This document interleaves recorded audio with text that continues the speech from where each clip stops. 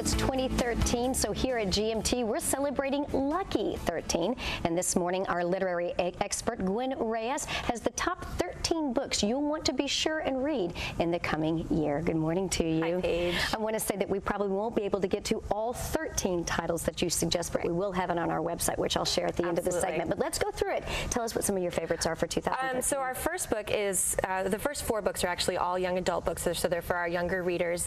We have Crimson Frost by Jennifer Estep and Shades of Earth by Beth Revis, both of which are continuing parts of a series. So if you want to start figuring out where these stories are, they're really, really great. Both have paranormal love stories involved. Then we also have Daughter of Smoke and Bone, which is a book I just discovered recently because it got optioned for a film. Really? And so if you're looking for your next Twilight or your next Hunger Games fix, this is a perfect book for you, and that's by Leanna Taylor. This is a great thing that parents can do with their kids too. If you've got older kids, it's a wonderful way to connect with them. Right, and if you have a daughter or a reader who's a little bit who doesn't really like the paranormal stuff but is more interested in a sweet romance, we have My Super Sweet 16th Century, and it's kind of like if you were to go back in time in the Jane Austen time period. I love so that. It's a really sweet book, and it's actually by a local author named Rachel Harris, who's out of Houston. Fantastic. Okay. And so this next book, because I know 50 Shades of Grey is never going to go away, thank goodness.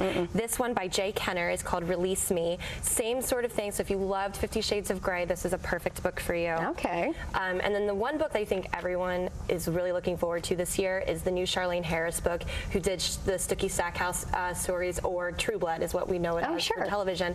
Her final book comes out in May, and so this one's called Dead Ever After, and we find out what happens with Stookie and Bill and Eric, and so it's a perfect. We get the end of the story. We get the end of the story finally. And then this next book, these next couple are great for people who want to start book clubs. I know that's a really popular thing right now.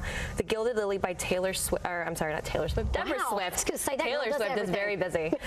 And then also The Gin Lovers. I know that everybody's obsessed with Downton Abbey right now. So if you take Downton Abbey and combine it with 50 Shades of Grey, you've got Jamie Brenner's The Gin Lovers. That is one I just need to go on and earmark right there. I love Downton Abbey. I'm obsessed with it. So it's like all the saucy, darker stuff of that, and it's got a little bit of spice to it, so it's real fun. Okay, sounds like fun. And then the next one is The Rise of Ransom City by Felix Gilman. This is just a great little science fiction steampunk book. It's a little bit different. It's written by a male author, so it's kind of got a little bit more grit to it. And then also just coming, another great book club selection is Here I Go Again by Jen Lancaster. It's her second book. She's a famous memoirist, and now she's going why would that be considered a good book club selection? Mostly because it's really good for lady readers who want to just kind of take a step back and not necessarily read something that's genre or anything, and it's one that's easily accessible. And Jen Lancaster has a huge following with her memoirs, and her new novels have been doing very, very well too. Fantastic. Okay, that's a good one to note. And so our last 3 are a little bit grittier. So if you're kind of tired of all this, if you're tired of all this smooching and you want more action, these last 3, Stuart Neville's RATLINES takes place in Ireland, and he's an amazing writer. He's just got these really, really great visuals in there. And then also we have Suspect by Robert Crace and The Blood Gospel by James Rollins and Rebecca Cantrell. Both really, really great. If this last one, if you liked the Da Vinci Code, this is a perfect book for you. I cannot believe you got through all 13. Oh, I was going to get through them. I am so impressed. But if you didn't have your pen and paper with you, don't worry about it. We're going to have all of these, for a complete list of all of these books on our website. You can go to WFAA.com/GMT or at Gwen's, which is freshfiction.com. Thank you so much, Gwen, for being here. Thank you, do appreciate it. Absolutely.